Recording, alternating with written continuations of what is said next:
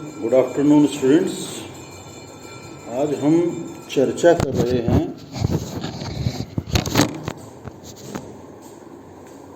महाराजा गंगा सिंह विश्वविद्यालय के BA part first sociology के first paper principles of sociology की और राजस्थान विश्वविद्यालय के बीए पार्ट फर्स्ट सोशियोलॉजी के first paper introduction to sociology की। और दोनों ही विश्वविद्यालयों के परिप्रेक्ष्य में हमने जो टॉपिक लिया है वो है सामाजिक प्रतिमान तथा मूल्य। सामाजिक प्रतिमान और मूल्य के परिप्रेक्ष्य में मेरी आपसे ये 6वीं मुलाकात है। पिछले वीडियो में मैंने आपसे सामाजिक प्रतिमानों का अर्थ, परिभाषा, विशेषता, सामाजिक प्रतिमानों के जो प्रकार थे, जन रीतियाँ, रूढ़ियाँ, प्रथा, उनके ऊपर बात की। आज के इस वीडियो में हम चर्चा करेंगे सामाजिक प्रतिमान का एक बहुत महत्वपूर्ण प्रकार, परंपरा, ट्रेडिशन। ट्रेडिशन क्या है, इसका अर्थ क्या है, इस पर विद्वानों के क्या विचार है, इसकी क्या विशेषता है, इसके क्या महत्व है। आज के इस वीडियो में हम ये जानने समझने का प्रयास करेंगे।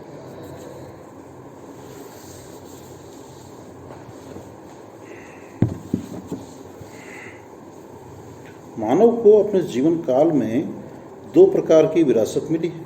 एक प्राणीशास्त्रीय बायोलॉजिकल, जो उसे शारीरिक रचना एवं लक्षण प्रदान करती है, और यह माता पिता के जिन्स के द्वारा मिलती है। इसे हम वंशानुक्रमण, हेरिडिटी कहते हैं। दूसरा समाज द्वारा प्रदत्त सामाजिक विरासत, सोशल हेरिडिटी। व्यक्ति को जीवन यापन करने के लिए अनेक भौतिक और अभौतिक वस्तुओं की ज़रूरत होती है, जो समाज ही उसे प्रदान करता है, जैसे घड़ी, पेन, रेडियो, टेलीविज़न आदि हैं। ये तो सब भौतिक हैं। दूसरी ओर है धर्म, विचार, दर्शन, प्रथाएं, नियम, रीति रिवाज, ये अभौतिक है। सामाजिक विरासत का ये जो अभौतिक पक्ष है, हम इसे ही परंपरा कहते हैं।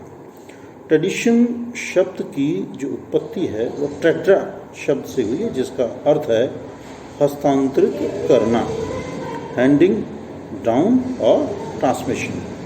ट्रेडिशन का संस्कृत शब्द परंपरा है, जिसका अर्थ है ऐतिह्य अर्थात विरासत में मिलना। इस प्रकार परंपरा का संबंध उन बातों से है जो अत्यंत प्राचीन काल से चली आ रही और जो पीढ़ी दर पीढ़ी हस्तांतरित होती रहती है। इस संदर्भ में एक बात उल्लेखनीय है कि परंपरा लंबे समय से संरक्षित तो होती है, किंतु यह पूर्णतः अपरिवर्तनशील या नितांत रूढ़िवादी नहीं होती, वरन सामूहिक अनुभवों के अनुरूप इसमें आंशिक रूप से परिवर्तन होता रहता है। अब इस परंपरा का सामान्य अर्थ समझने के बाद में हम विभिन्न विद्वानों के परंपरा के विचारों को जानने का प्रयास करेंगे। गिन्सबर्ग अपनी पुस्तक साइकोलॉजी ऑफ सोसाइटी में परंपरा को परिभाषित करते हुए कहते हैं कि परंपरा का अर्थ उन संपूर्ण विचारों, आदतों और प्रथाओं के प्रयोग से है जो एक समूह की विशेषता है तथा जो एक पीढ़ी से दूसरी पीढ़ी को हस्तांतरित होती रहती है।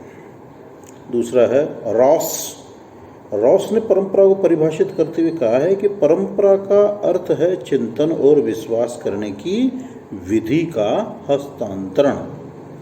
तीसरी परिभाषा दी है जेम्स डीवर ने।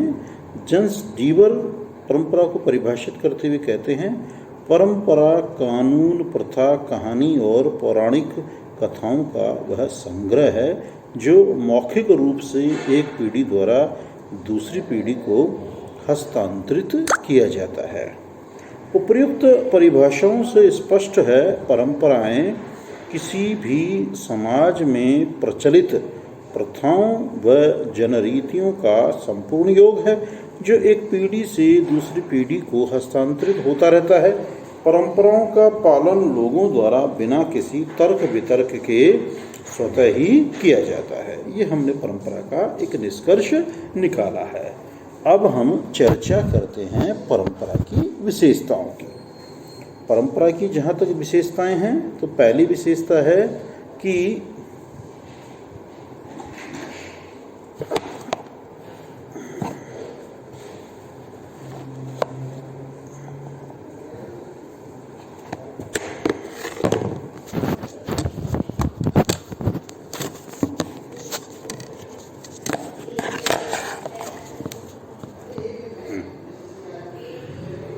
पहली विशेषता है परंपरा लंबे समय की देन होती है और उसमें निरंतरता होती है।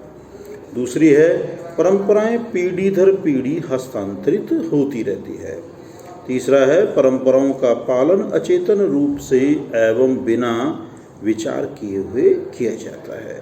चौथा है परंपराओं में परिवर्तन धीमी गति से होता है। पांचवा है परंपराओं का हस्तांतरण लिखित व मौखिक किसी भी प्रकार से हो सकता है।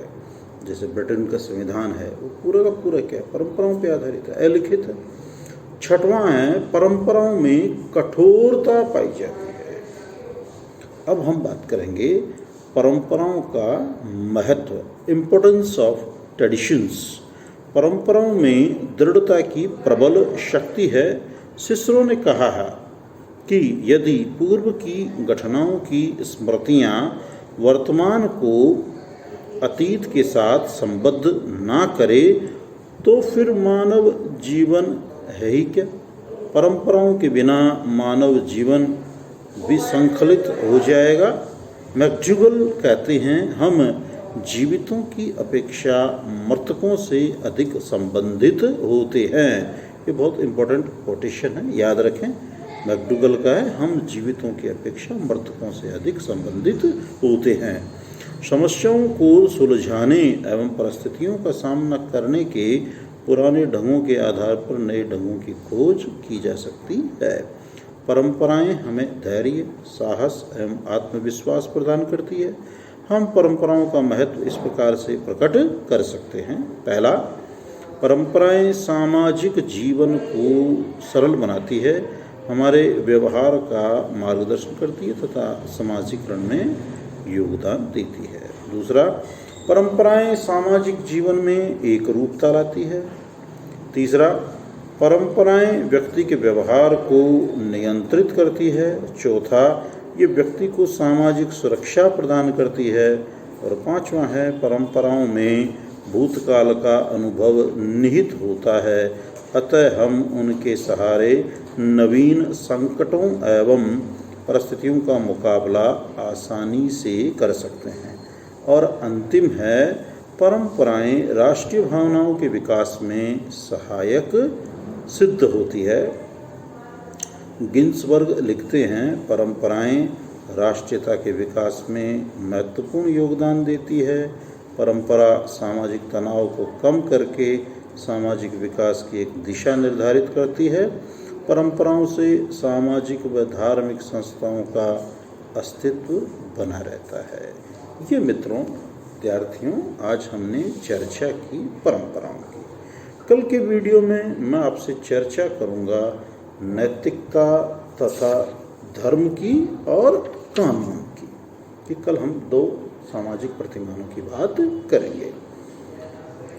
प्रिय विद्यार्थियों, प्रत्येक वीडियो के अंत में मेरी आपसे ये गुजारिश रहती है, आपसे ये मशवरा रहता है, आपसे ये सजेशन रहते हैं मेरे कि आप इस संकट काल में, एक वैश्विक संकट आया हुआ है, पेंडेमिक है, इसमें आप सुरक्षित रहें, स्वस्थ रहें, न केवल शारीरिक रूप से वरन मानसिक रूप से। और अपना स्वास्थ्य तो ऐसा हो कि हम न केवल स्वयं की मदद कर पाएँ वरन अन्यों की भी मदद कर पाएँ।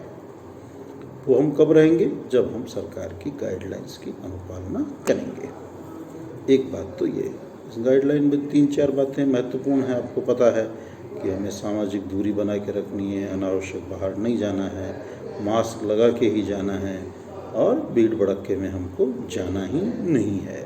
विवाह समारोह सबकी एक बार हमें अवहेलना ही करनी है, एक बार हमें उनसे पृथक ही रहना है। जीवित रहेंगे तो जीवन में और उत्सव है और त्यौहार है, सब है। लेकिन अगर हम जीवित ही नहीं रहेंगे तो फिर क्या काम का। इसलिए डरने की, घबराने की कोई आवश्यकता नहीं है। बस थोड़े से आत्मबल की, थोड़े से एक जुझारूपन की ज़रूरत है। आप स्वस्थ रहें, प्रसन्नचित्त रहें। और दूसरी बात, आप अध्ययन अध्यापन करते रहें। अध्ययन अध्यापन के परिप्रेक्ष्य में मेरा आपसे ये बार बार कहना रहता है कि आप इन वीडियोस को लाइक करें, सब्सक्राइब करें। आपकी समस्या जिज्ञासा के संदर्भ में कमेंट्स अवश्य करें। इस संकट काल को भी हमें एक अपॉर्चुनिटी मानना है और अपना अध्ययन अध्यापन, अपने भविष्य निर्माण का जो कार्य है वो हमें निरंतर जारी रखना है, मजबूत रहना है मानसिक रूप से। तो इन्हीं कामनाओं के साथ कि आप स्वस्थ होंगे, अध्ययन अध्यापन कर रहे होंगे, आप सभी को शुभकामनाएं। धन्यवाद।